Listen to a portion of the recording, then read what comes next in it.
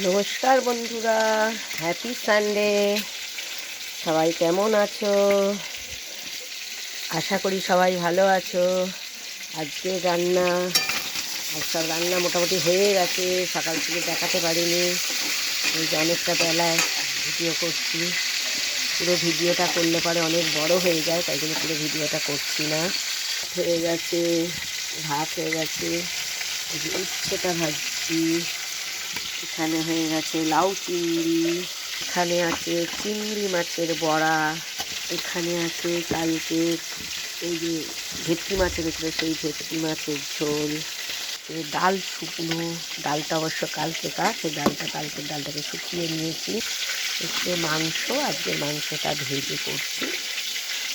এখানে হচ্ছে ভাজা, এখানে আছে আলুগুলো এখনো ভাজা হয়নি, আলুটা ভাজতে বসিয়ে দিয়েছি। এখানে পেঁয়াজ আদা রসুন একসাথে পেস্ট করে রেখেছি, টমেটোটা পেস্ট করা আছে, হালকা একটু পেঁয়াজ কোচানো আছে, এগুলো নিয়েছিলাম।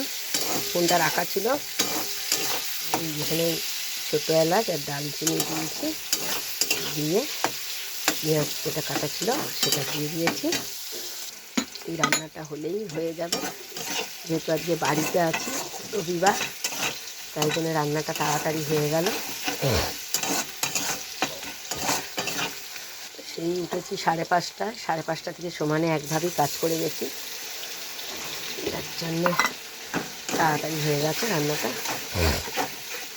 রান্না হয়ে গেছে, মাংসটা হলেই হয়ে যাবে। তারপরে যা কাজ থাকে ওগুলো সারবো, সেরে তারপর একটু বসবো। মশলাটা কষা হয়ে গেছে, মশলাটা দিয়ে তেল ছাড়তে শুরু করে দিয়েছে।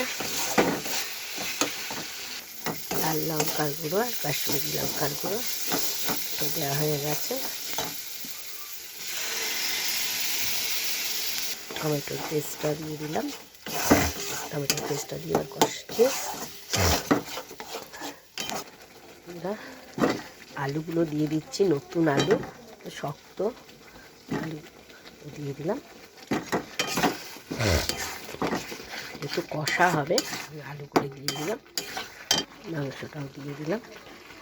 মাংসটা ভাজা আছে।